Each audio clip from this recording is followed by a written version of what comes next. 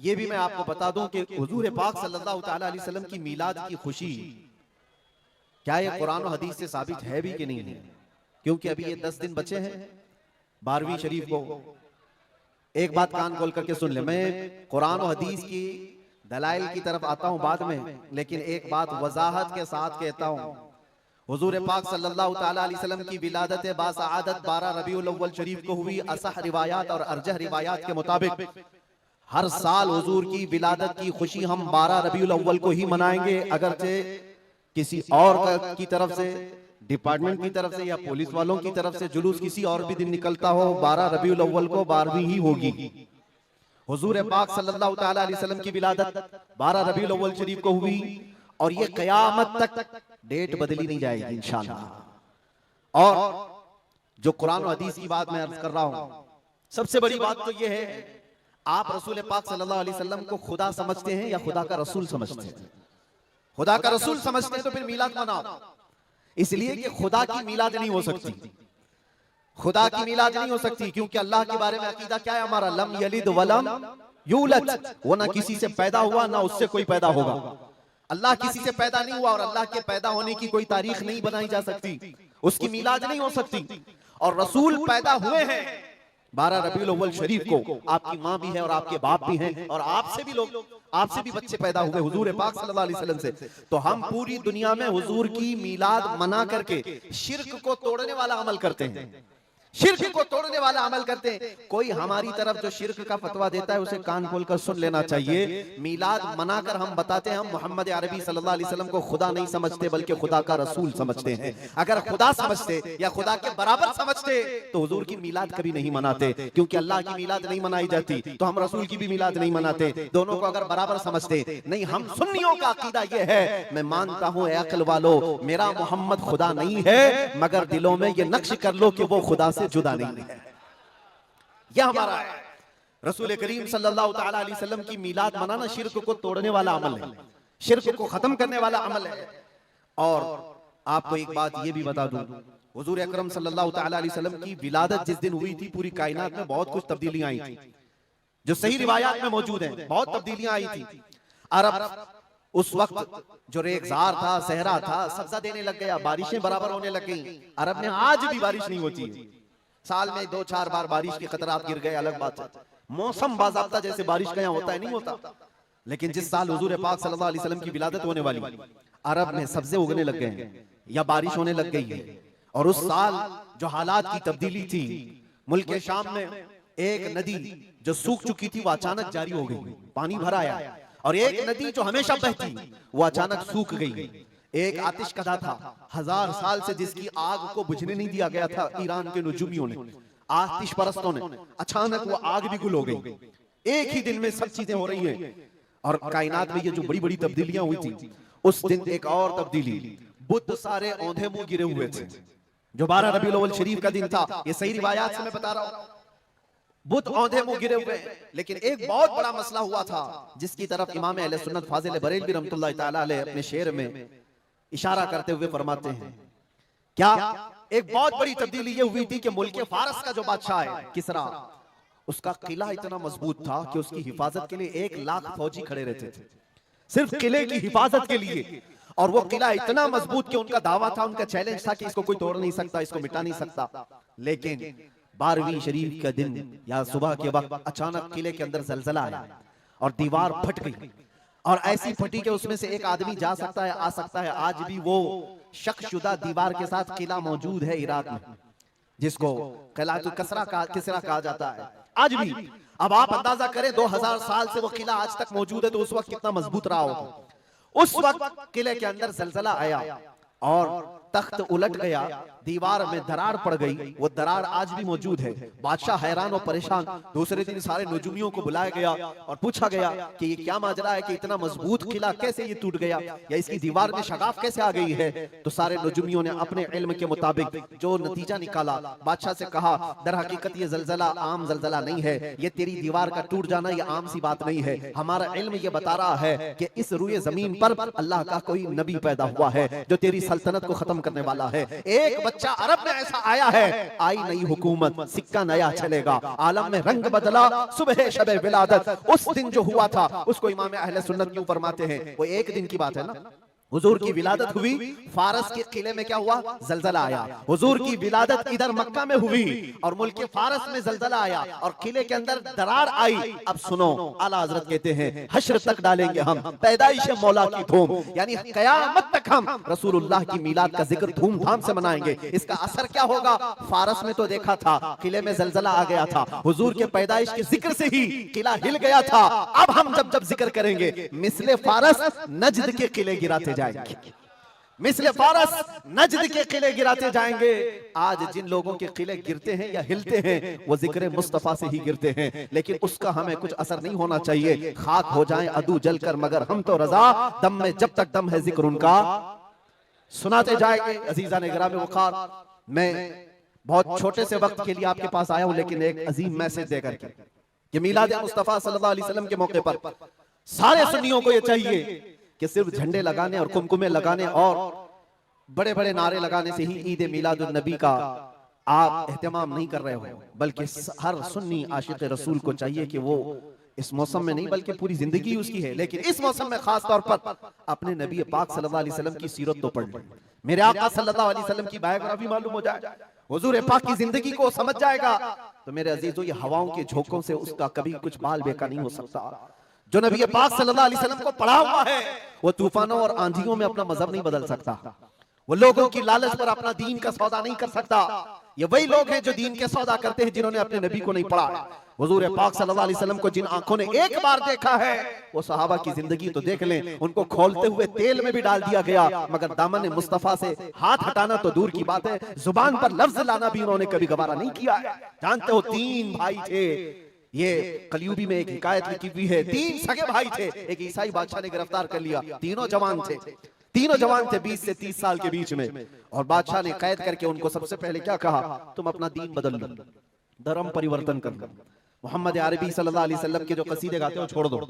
लेकिन देखो, याद रखो, उसमें से जब बादशाह ने ये बात रखी तो उन्होंने कहा नहीं, हमारा दीन इतना सस्ता नहीं है कि हम तुम्हारी कैद में आते ही बदल डाले। उसने कहा अगर तुम बदल लोगे तो मैं तुम्हें अपने वजारत में, सिपाहियों में बड़े मनसब पर रखूंगा। नहीं माना, ठुकराया। बादशाह ने क्या कहा, इसकी सजा तुम्हें भुगतने के लिए तैयार रहनी होगी। तैयार।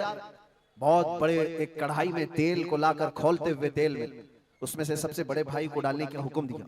बादशाह ने जैसे हुक्म दिया, जल्लाद आया और उन 3 भाइयों में से एक को उठाया और खोलते हुए तेल में डाल दिया।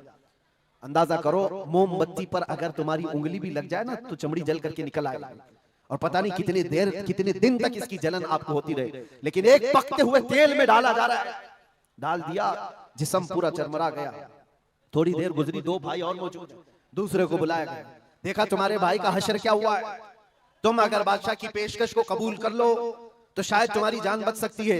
दूसरे ने मुस्कुराया और कहा, वही शायद उनकी ही जुबान थी जो बरेली से यूं आती है, जिंदगी ये नहीं किसी की किसी के लिए, जिंदगी है नबी की नबी के लिए। मेरे बड़े भाई को जलाने के बाद अब तो तुमने और भी मुश्किल कर दिया है फैसला।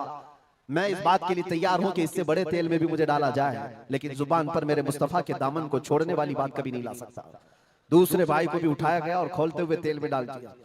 2 भाइयों की शहादत हो गई जगह पर ही। वो तेल में डालना, जुबान पे अल्फाज हो सकता है, आसानी से हम बोल रहे हैं और आप आसानी से सुन रहे हैं, प्रैक्टिकल जिसके साथ होगा वो अंदाजा कर सकता है दर्द और कर्ब किसको कहते हैं, शिद्दत की तकालीफ किसको कहते हैं। मेरे अजीजों, तीसरा जो नौजवान था वो बहुत ही कम उम्र का था, 22 से 23 साल का होगा। बादशाह का जो वजीर वहां पर था उसने देख करके बादशाह से कहा, इस लड़के को मेरे हवाले कर दीजिए, मैं इसको बदल करके लाऊंगा, मेरा चैलेंज है। क्यों, जान इसकी भी ले लेंगे, मैं इसको बदल करके लाऊंगा। इतने मजबूत लोग कैसे हो सकते हैं अरब के कि खोलते हुए तेल में इनके भाइयों को डाला गया तब भी ये बदल नहीं रहे। 2 को मरते हुए, अरे यहाँ 1 को डंडा पड़ते हुए देखकर सारे भाग जाएं, और ये 2 को जलते हुए देख करके भी टस से मस नहीं होते। कैसा अकीदा है, कैसा तसल्लुब है इनका। बादशाह ने कहा, किस बात पर तुम्हें यकीन है कि इसको तुम बदल लाओगे। उसने कहा, मुझे भरोसा है, आप मुझे दीजिए 1 महीने का टाइम, इसको बदल कर ना लाओ तो फिर मुझे आप जो सजा दे। बादशाह ने कहा, ठीक है ले जाओ। तीसरे को खोलते हुए तेल में डालने की बजाय बादशाह ने अपने वजीर के हवाले कर दिया। और दुनिया देखो मेरे अजीजों, याद रखो आशिकाने मुस्तफा से दो इम्तिहान हर जमाने में होते रहेंगे, आज भी हो रहे हैं और होते रहेंगे। पहला इम्तिहान मौत से डरा करके तुम्हारा दीन छीन लिया जाएगा, मौत से डरा करके ये हो जाएगा वो हो जाएगा, तुम्हें ये कर दिया जाएगा वो कर दिया जाएगा। मौत का डर, खौफ तुम्हारे कदमों में डगमगाहट लाने के लिए लाया जाता है। अगर मौत से नहीं डरता कोई आदमी तो उसके साथ दूसरा पैंतरा क्या खेला जाता है। ये दुनिया का दस्तूर है हमेशा से। जब देखती है दुनिया के ये मौत से डरता नहीं है तो फिर इसको औरत और दौलत की लालच से खरीदने की कोशिश की जाती है। ये दो चीजें ऐसी हैं जो अच्छे अच्छों का सौदा कर जाती हैं। बहुतों ने अपना ईमान सिर्फ शबाब पर बेच दिया है, हुस्न शबाब को देख करके। औरतों के दिल दादा हुए या दौलत के दिल फरेब हो गए और उन्होंने अपना दीन का सौदा कर लिया है। नौजवानों याद रखो, तुम्हारी जिंदगी में अगर ये दो इम्तिहानों में से कोई इम्तिहान आए तो अपने नबी पाक को याद कर लेना, हुजूर को याद कर लेना और अल्लाह के नबी सल्लल्लाहु अलैहि वसल्लम की बारगाह में ये इस्तिगासा कर लेना कि मेरे आका बड़ा सख्त और कठिन वक्त आया है। दुनिया मौत से डरा करके कभी मेरा ईमान छीनने की कोशिश कर रही है, अगर उससे मैं नहीं डगमगाया तो दुनिया मुझे हुस्न शबाब की लालच दे करके अपनी तरफ लेना चाहती है। अब उस वजीर ने क्या किया, उस छोटे से नौजवान लड़के को अपने घर ले गया और उसकी बेटी थी जो निहायत हसीन और जमील, बहुत खूबसूरत लड़की उस वजीर की थी। अपनी बेटी को बुलाया और कहा, बेटी तेरे लिए एक काम देता हूँ, 1 महीना हमको मिला है, इस नौजवान को अपनी मोहब्बत में अपने हुस्न जमाल में लेकर के आजा, बादशाह सलामत से जो इनाम चाहे तुझे ला करके दे दूंगा। अपनी लड़कियां आशिकाने मुस्तफा को खरीदने के लिए कल भी भेजे जाते थे, आज भी भेजी जा रही है। हो सकता है बहुत सारी जगहों पर जो हमारे लोग मुर्तद होते जा रहे हैं, वो जो बच्चियां आज अपने दीन और ईमान का सौदा करके भागती हैं किसी गैर के साथ और कहीं जा करके शादियां रचाती, वो ये समझती हैं कि ये कॉमन सी बात है। वो दीन बेचने वाले लोग हैं, उनका हिस्सा दीन इस्लाम में कुछ नहीं। कल क़यामत के दिन देखना, तुमने अपने नफ्स की खातिर एक गैर मुस्लिम के साथ भाग करके निकाह किया, चाहे वो बेटी हो कि बेटा हो, अपने दीन से सौदा किया है और गद्दारी की है। कल क़यामत के दिन मुंह तो अल्लाह को दिखाना है, हुजूर की शफाअत के बगैर तो कुछ होना नहीं है। देखना हश्र में जो हुजूर पाक सल्लल्लाहु तआला अलैहि वसल्लम के साथ तुम खड़े रहोगे कि हम खड़े रहेंगे, वो वक्त आने वाला है। उस नौजवान के साथ क्या हुआ, वजीर ने अपनी बेटी तो लगा दी। अल्लाह की पनाह मेरे अजीजों, हुजूर पाक का इश्क का एक कतरा भी जिसके दिल में आता है, ऐसी चीजें उसके पांव को नहीं डगमगाती, ना कभी उसका ईमान खरीद सकती हैं, ना उसके दीन का सौदा कर सकती हैं। वो लड़की रोजाना आती, रात के वक्त बैठ जाती और ये नौजवान जैसी महसूस करता, मेरे कमरे में अकेले तन्हा रहने के बावजूद वजीर की खूबसूरत हसीन और जमील बेटी, जिसके निकाह के पैगाम बादशाहों के औलाद से आया करते थे, शहजादे निकाह का पैगाम भेजा करते, वो लड़की मेरे पास आकर बैठ जा रही है। नौजवान क्या करता था, मुसल्ला बिछाया और सजदे में गिर गया। जब तक वो उठती नहीं थी ये सर उठाता नहीं था। ये रात भर के सजदे इसके इसी तरह रहते, वो ऊँगती रहती, देखती रहती, इंतजार करती रहती और थक करके वापस चली जाती। महीना गुजरने को आया था मेरे अजीजों, उस नौजवान ने आंख भरकर एक बार देखा भी नहीं और वो थक हार करके महीना खत्म होने के बाद उस नौजवान को मुखातब करके कहती है, ऐ नौजवान एक बार मेरे हुस्न को देख तो ले, मुझे देखने के लिए बादशाहों के बेटों की भी कतार लगती है, कई बड़े बड़े लोग पैसों के अंबार लगा सकते हैं मेरे हुस्न को देखने के लिए, एक तू है कि मैं आता हूं तो मुसल्ले पे गिर जाता है, उठ एक बार देख तो ले मुझे अल्लाह ने कैसा हुस्न दिया है, कैसा जमाल दिया है, एक बार देख तो ले। उस नौजवान ने आंखें झपकाए बगैर, पलटे बगैर जवाब दिया कि ऐ खातून तू अपना ये हरबा इस्तेमाल करना बंद कर दे, ये तेरा काम मुझ पर चल नहीं सकेगा। वजह यह है जिन आंखों में एक बार जमाले मुस्तफा बस चुका हो उसको दुनिया का हुस्न कभी धोखा नहीं दे सकता, दुनिया का जमाल उसे खरीद नहीं सकता। वो खातून उठ गई और जवान की इन बातों से उसके दिल पर ऐसा वलवला तारी हुआ। वो खातून कहती है, ऐ नौजवान खड़ा हो जा, मैं तुझे खरीदने नहीं आई, मैं तुझे अपनी दामे फरेब में फंसाने नहीं आई, उठ जा, अब मेरी एक अर्जी सुन ले। नौजवान उठा और पूछा क्या अर्जी है। कहती है कि मैं अब तेरी मोहब्बत में गिरफ्तार हूँ, मैं चाहती हूँ कि तू मेरे दीन में ना आ बल्कि तू अपने दीन में मुझे दाखिल कर ले, जिसके हुस्न ने तेरी आंखों को ऐसा बाकमाल बनाया है कि तन्हा होते हुए भी कभी तूने मेरे हुस्न को नहीं देखा। मैं चाहती हूँ कि उस हुस्न के जमाले मुस्तफा की मैं भी दिलदादा हो जाऊं। उस नौजवान को उठाया और कहा, मुझे पढ़ा दे ला इलाहा इल्लल्लाह मुहम्मदुर रसूलुल्लाह। हर जमाने में आशिकाने मुस्तफा जो होते हैं, हर जमाने में जो आशिकाने मुस्तफा होते हैं वो दूसरों की छाप अपने ऊपर लेते नहीं हैं, बल्कि जहां जाते हैं अपनी छाप दूसरों पर छोड़ करके आते हैं। यही होती है जिंदगी आशिकाने मुस्तफा की। उस नौजवान ने उसे कलमा तैयबा पढ़ाया और उस खातून ने कहा चलो यहां से निकलो, कुफ्रिस्तान से निकल करके हम निकाह करते हैं और साथ जिंदगी गुजारेंगे। तवज्जो चाहता हूं, तवज्जो चाहता हूं, ये मेरी बात को खत्म होने दो। ऐ नौजवानों, आज तुम्हें कोई बहकाने वाला, खोलते हुए तेल में डालने वाला नहीं है, उसके बावजूद तुमने पता नहीं अपने कितने घंटे ये सारे सोशल मीडिया पर आई हुई ऐसी हसीना और जमीलाओं के पीछे अपनी रातें बर्बाद कर डाली। तुम्हें पता नहीं ये आंखें अल्लाह ताला ने तुम्हें किस लिए दी हैं। दुआ ये करो कुछ ऐसा कर दे मेरे किरदिगार आंखों में, हमेशा नक्श रहे रुए यार आंखों में। उन्हें न देखा तो किस काम की हैं ये आंखें कि देखने की है सारी बहार आंखों में। अजीजा ने गिरामी, उस नौजवान ने उस खातून की बात सुन ली और कहा चलो मुझे इस जगह से, इस कैद से निकालो, हम ये शहर छोड़ देते हैं, ये मुल्क छोड़ देते हैं। उस खातून ने उस नौजवान को आजाद किया और साथ लेकर चल पड़ी। शहर भी छोड़ दिया, बाहर निकल पड़े। रात का वक्त है, अचानक वो आधा रास्ता तय किए कि पीछे से घोड़ों के दौड़ने की आवाज आई। तवज्जो चाहता हूं, एक फौज आ रही है और हिनहिनाने वाले घोड़ों की आवाजें आने लगी। दोनों डर गए। नए लोग हैं, नौजवान लड़का है, नौजवान लड़की है और शहर से भागे हुए हैं, दीन इस्लाम कबूल करके निकले हुए हैं। बादशाह को हो सकता है खबर हो गई होगी, वजीर को पता चल गया होगा कि कैद से निकला हुआ ये फरार मुजरिम हमारा शहर छोड़कर जा रहा है। पूरी फौज आती हुई नजर आ रही थी। ये दोनों एक दरख्त के पीछे ओट पर छुप कर खड़े हो गए। पता नहीं अब इसके आगे क्या होने वाला है, हमें गिरफ्तार कर लिया जाएगा, हो सकता है हमारा भी अंजाम वही होगा जो हमारे दो भाइयों के साथ हुआ। लेकिन इत्तेफाक की बात है वो घोड़े करीब से करीब आते गए, वो फौज करीब आ गई और जब आ गई तो करीब आकर वो फौज रुक गई। इन्होंने देखा नहीं ये फौज कौन थी, ये लोग कौन थे। दरख्त के पीछे छुपे हुए हैं नौजवान और वो दुशीसा। अचानक आने वाली फौज में से एक गरजती हुई आवाज आती है, नाम लेकर के नौजवान का पुकारा जाता है, ऐ फलां बिन फलां बाहर आ जा, बाहर आ जा। बाहर ये नौजवान आता है तो देखता है बादशाह की फौज नहीं है, वजीर की फौज नहीं है, बल्कि वो दोनों शहीद भाई घोड़े पर सवार है और सारी फौज में रसूलुल्लाह के वो शहीद सहाबा तशरीफ लाए हुए हैं। नारे तकबीर, नारे रिसालत, नारे रिसालत।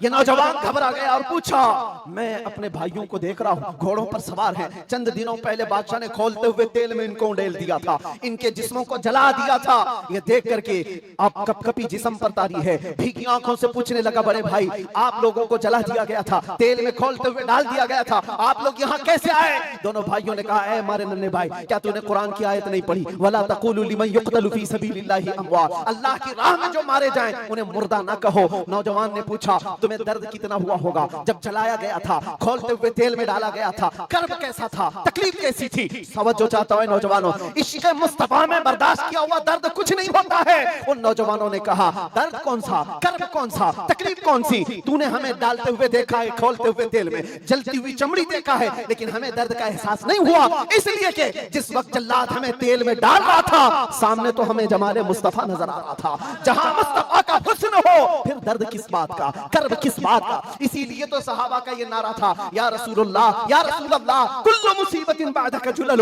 ऐ अल्लाह के रसूल अगर आप हैं तो फिर हर मुसीबत हल्की है, हर मुसीबत छोटी है।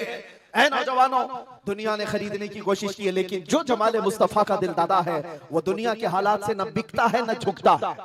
अपना मिशन ऐसा बनाओ कि तुम्हें 100-500 रुपए में खरीदे जाने वाली कौम का लक़ब न दिया जाए, बल्कि इकबाल आज से 100 साल पहले कहता था, इकबाल शायर मशरिक, अंग्रेजों ने क्या कहा था हमारे मुतालिक वो अपने शायर में कहा है। अंग्रेज क्या कहते थे? थक गए थे, थक गए थे। आपको क्या पता है हिंदुस्तान की इस आजादी में जितने आज बड़े बुलंद बांग दावे किए जाते हैं, पता है नौजवानों तारीख याद रखो 30,000 उलमाए अहले सुन्नत को इन्होंने दिल्ली से लेकर कश्मीर तक हर झाड़ी पर फांसी पे लटकाया हुआ था। 30,000 उलमाए अहले सुन्नत।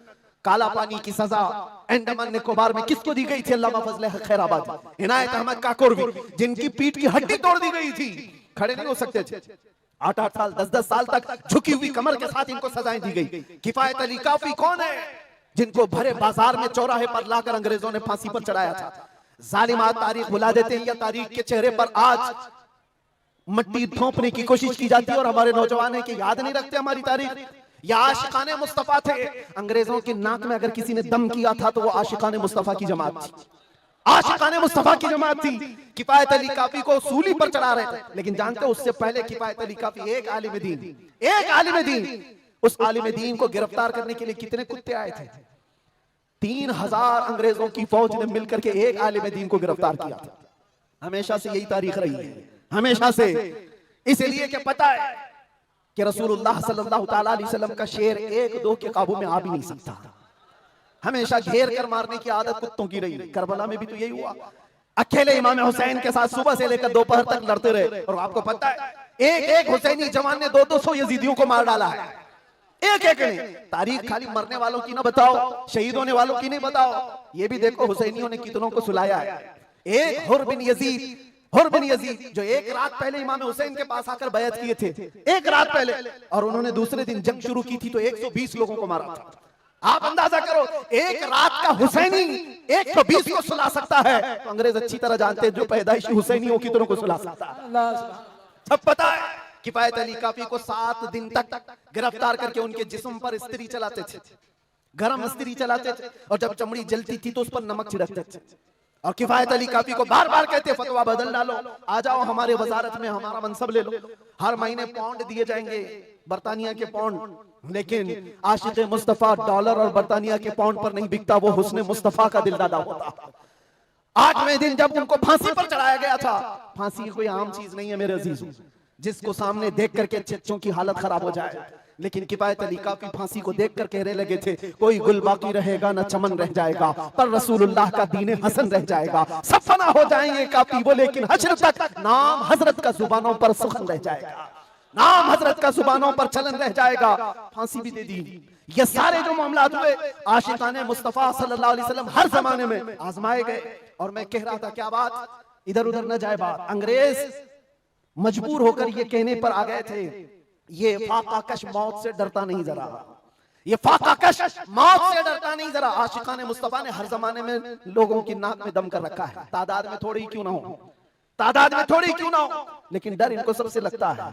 क्या आपने तारीख नहीं देखी? एक बात मैं बताऊं, बॉडी बनाने वाले, मुक्के आजमाई करने वाले, चाहे तुम्हारे पास जितनी भी ताकत हो, ये जिस्मानी ताकत अपनी जगह पर, हमने देखा है व्हील चेयर पर बैठ करके एक खादिम हुसैन लब्बैक या रसूल अल्लाह कहता था, यूरोप की धरती भी हिलने लगती थी। पता ही चलता है जिस्मानी ताकत का कोई असर नहीं होता, इश्क़ मुस्तफा जहां होता है वो असली ताकत कहलाई जाती है। नारे तकबीर, नारे रिसालत, आशिकाने मुस्तफा, सुभान अल्लाह, सुभान अल्लाह, जिंदाबाद, अल्लाह अकबर, आला हजरत, आला हजरत, आला हजरत, आला हजरत, अल्लाह अकबर, या रसूल अल्लाह, जिंदाबाद, जिंदाबाद। मेरे अजीजों, बात सिर्फ इतनी है, यही मैंने एक साहब से पूछा था कि मियां तकरीरें बहुत होती हैं, भाषण भी बहुत होते हैं, क्या क्या नहीं कहा जाता? हमने खाली कुछ देर की खामोशी ही तो कहा था। खामोशी कहना क्या इतना बड़ा जुर्म बन गया? वो तो आप सबको भी पता है कहां कहां से हमारे जुलूस निकाले गए, कहां कहां का क्या क्या देखा। बहरहाल मैं वो दास्तानें बताने नहीं आया हूं, लेकिन इतनी बात मुझे आज भी एहसास दिलाती है, ये अल्लाह का करोड़ा एहसान है। तुमने मुझे हथकड़ियां पहनाई है, घुमाया, जहां भी रखा, जिस तरह भी रखा। 8 महीने क्या 8 साल रखते या 80 साल अगर उम्र होती तो रखते, इससे फर्क नहीं पड़ता।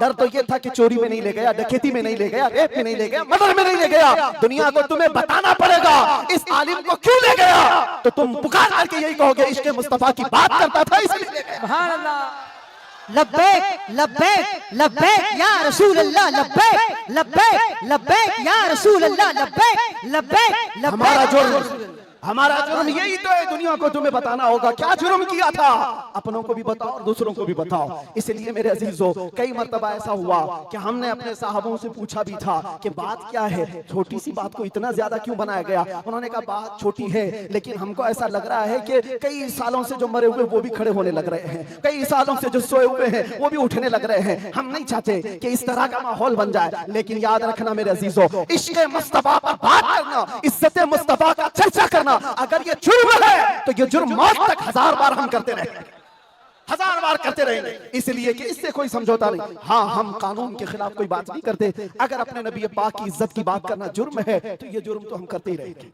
ये करता रहे, हर नौजवान भी करेगा। नामे मुस्तफा लेना कोई जुर्म नहीं है, हुजूर की इज्जत की बात करना कोई जुर्म नहीं है।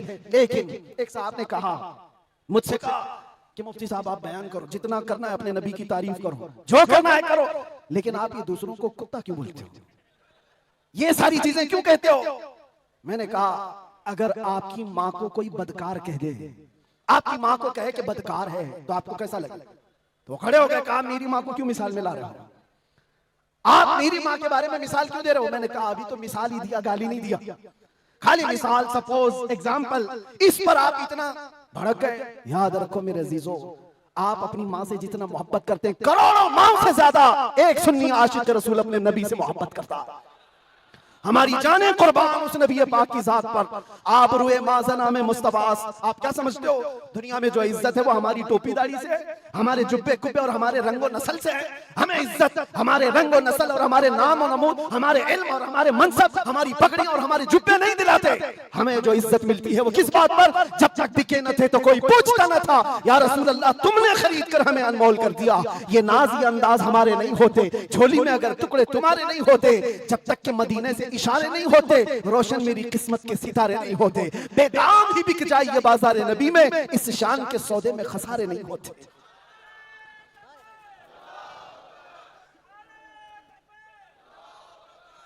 बात मैं अभी खत्म करने आ रहा हूं, बस आप इस बात को अंदाजे में रखो मेरे अजीजों। दुनिया में बहुत आंधियां हैं, बहुत तूफान, और लोग कहते हैं हालात सही नहीं है, हालात सही नहीं है, इसलिए ऐसे चलना चाहिए। हालात तो हुजूर जब ऐलान नबूवत किए थे उस वक्त से लेकर अब तक कभी सही हुए ही नहीं, कभी सही नहीं हुए। क्या बदर में हालात सही थे? उहद में हालात सही थे? खंदक में हालात सही थे? खैबर में हालात सही थे? फतेह मक्का में हालात सही थे? करबला में हालात सही थे? कभी नहीं हुए। तो ये क्या ताना दिया जाता है, ये क्या मसलहत और हिकमत की बात की जाती है? हालात बड़े पेचीदा हैं, हालात बड़े सख्त है मेरे अजीजों। ये क़यामत तक ऐसे हालात रहने वाले। सतीजा कार रहा है अजल से ता इमरोज, शरारे बूलहबी से चराग मुस्तफवी, हर जमाने में ये हालात रहेंगे।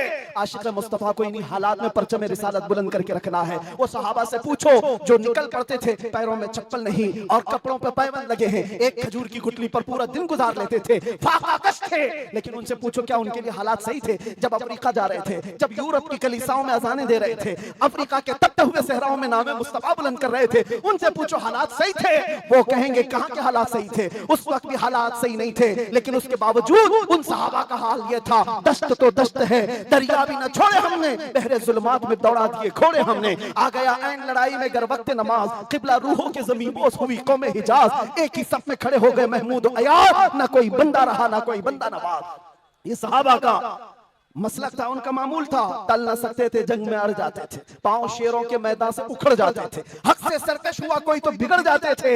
अरे तेग क्या चीज है, हम तोप से भी लड़ जाते थे। अजीजा ने गिरामी, आप मजबूती पैदा करो नामे मुस्तफा के साथ। आला हजरत की एक बात बड़ी प्यारी लगी, आप बड़े परेशान थे और ये बात मैं आपको बताकर चलूं, जो इस हक रास्ते पर आएगा उसे समझ करके चलना पड़ेगा, कांटों के रास्ते हैं।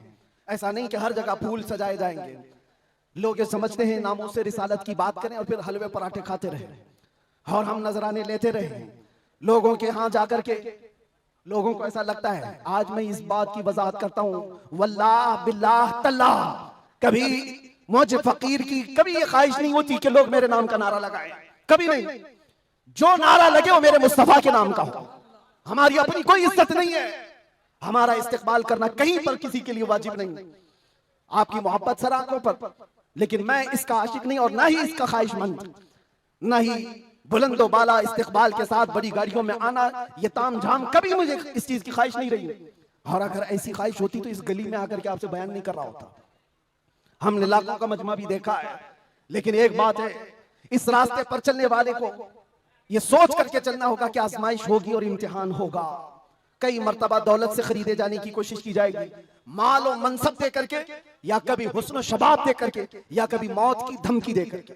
ये सारी चीजें हमने देखी हैं अपनी जिंदगी में, बहुत छोटी जिंदगी में मौत की धमकी भी दी गई है। और मुझसे एक आ गया था कि अगर छूट गए तो ये समझ लेना कि दूसरा अवतार मिला है आपको। हम तो खैर अवतार देने वाले तुम नहीं हो, रज़्ज़ाक़ हकीकी अल्लाह रब्बुल इज्जत, जब तक वो न चाहे तुम्हारी सारी कायनात मिलकर के मेरा बाल बेका नहीं कर सकेगी। और अगर अल्लाह तबारक व तआला चाहे तो मच्छर और चूंटी से भी मौत हो सकती है, अल्लाह ना चाहे तो मोदी योगी से भी कुछ नहीं होता। अल्लाह अगर ना चाहे, अल्लाह अगर ना चाहे फिरौन और नमरूद से भी कुछ नहीं होता। और अगर अल्लाह चाह ले तो मच्छर से नमरूद भी मर सकता है और पानी से फिरौन भी हिलाक हो सकता है।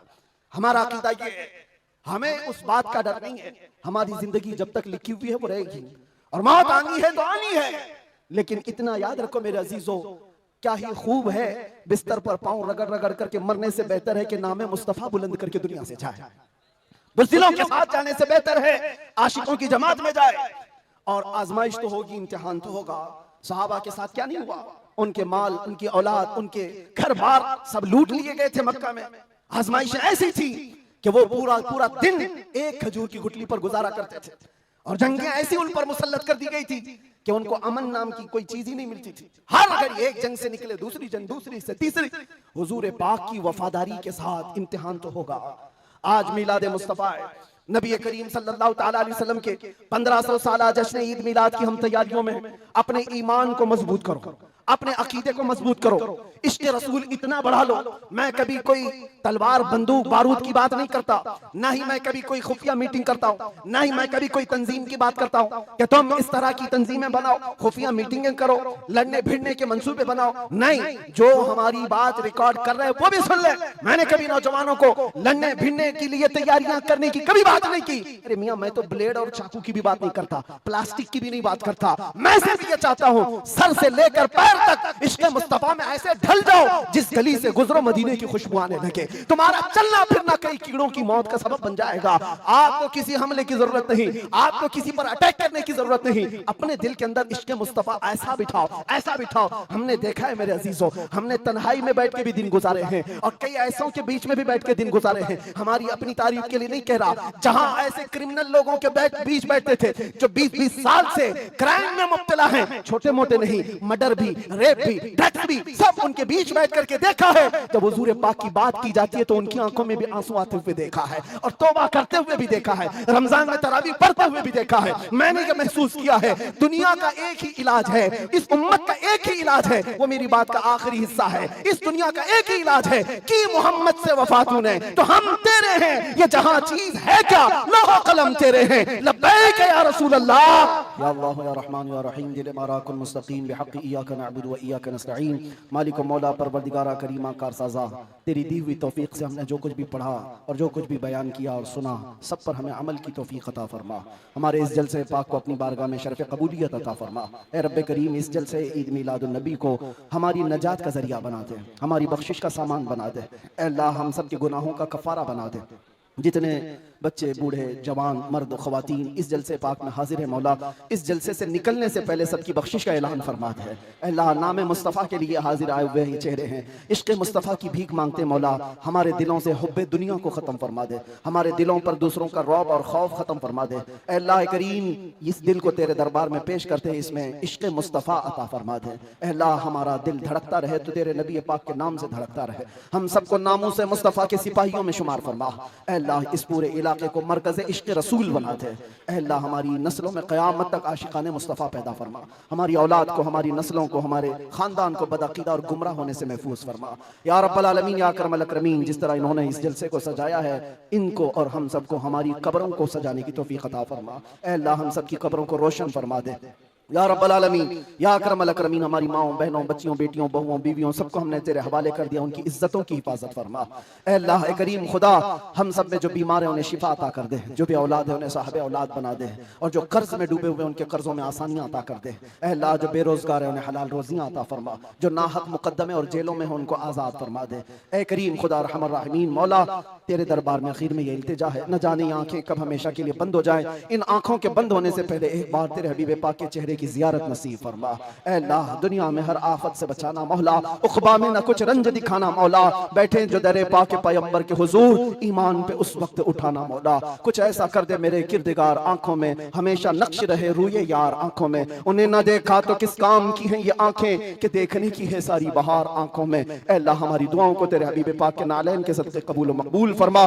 इन्नल्लाह व मलाइकतहु युसल्लूना अलन नबी या अय्युहल्लज़ीना आमनू सल्लू अलैहि व सल्लिमू तस्लीमा। अल्लाहुम्मा सल्लि अला सय्यिदिना मुहम्मदिन मअदनिल जुदी वल करम व आलिहि व अस्हाबिहिल किराम व इब्निहिल करीम व बारिक व सल्लिम। दअवाहुम फीहा सुब्हानक अल्लाहुम्मा व तहिय्यतुहुम फीहा सलाम व आखिरु दअवाहुम अनिल हम्दुलिल्लाहि रब्बिल आलमीन। जब दमे वापसी हो या अल्लाह, जब दमे वापसी हो या अल्लाह, लब पे जारी हो बस ला इलाहा इल्लल्लाह मुहम्मदुर रसूलुल्लाह। एक ऐलान मेरी तरफ से, जुलूस ईद मिलादुन नबी सल्लल्लाहु अलैहि वसल्लम आएगा तो नौजवानों पूरी दुनिया आपको देख रही होगी। मेरा ये बयान हर आशिक रसूल तक पहुंचे। पूरी दुनिया उस वक्त आपके चलने फिरने के अंदाज को देख रही होगी। बड़े बड़े डीजे लाना और उस पे गानों की धुन की तरह थिरकना इस्लाम में हराम है, हराम है, हराम है। और एक हराम काम से अपने नबी पाक की मिलाद नहीं मनाई जा सकती। याद रखो, तुम अगर अपना एंटरटेनमेंट करना चाहते हो तो किसी और जगह जाकर करो, मिलाद मुस्तफा को बर्बाद ना करो। मेरी ये गुजारिश है नौजवान को, आप सुन्नत मुस्तफा सल्लल्लाहु अलैहि वसल्लम में मलबूस हो जाए और खूब खुशबू लगाए, खूब खैरात करे और नारे भी हो, हुजूर की नाचें भी हो सब जगह, लेकिन डीजे के जरिए से या उस दिन नशा करके दूसरों को तकलीफ पहुंचाना और अपने जिस्म को तकलीफ पहुंचाना अल्लाह के नबी सल्लल्लाहु अलैहि वसल्लम को ईजा देने के बराबर है। हुजूर तो ये फरमाते हैं, तुम्हारे तलवों में कांटा भी चुभे तो उसका दर्द मुझे होता है। आप अंदाजा करो, उम्मत मुस्तफा हो और हुजूर पाक को ईजा देना और दर्द देना आपका मजहब नहीं हो सकता। उस दिन रोजा भी रख सकते हैं, खैरात भी कर सकते हैं, इश्क मुस्तफा के नगमे भी सुना सकते हैं और जो गरीब हो, कमजोर हो, उनको उठा भी सकते हैं और बूढ़ों का बोझ भी उठा सकते हैं। मिलाद मनाने के बहुत तरीके हैं, जरूरी नहीं कि डीजे पर नाचना ही और जुलूस में निकल करके थिरकना ही और झंडे फहरा करके लोगों को तकलीफ देना, आग उछालना, ये सब गैरों की तरफ से आई हुए रस्म रिवाज है। मैं गुजारिश करता हूं कि ऐसी किसी भी रस्म रिवाज से मीलाद मुस्तफा के जुलूस को नापाक ना करो और अगर कोई करता है तो उसे रोकने की कोशिश करो। तुम अपने बाप का इस तरह मना लेना या तुम्हारे बेटे का कर लेना, मगर मुस्तफा करीम के मीलाद को नापाक होने नहीं देना। इंशाअल्लाह जुलूस ईद मिलाद 1500 साल जो आ रहा है उसको इस तरह से मनाएंगे कि इश्क़ मुस्तफा की खुशबू हर गली कूचे में हम पहुंचाएंगे इंशाअल्लाह। लब्बैक या रसूल अल्लाह, लब्बैक या रसूल अल्लाह, लब्बैक या रसूल अल्लाह।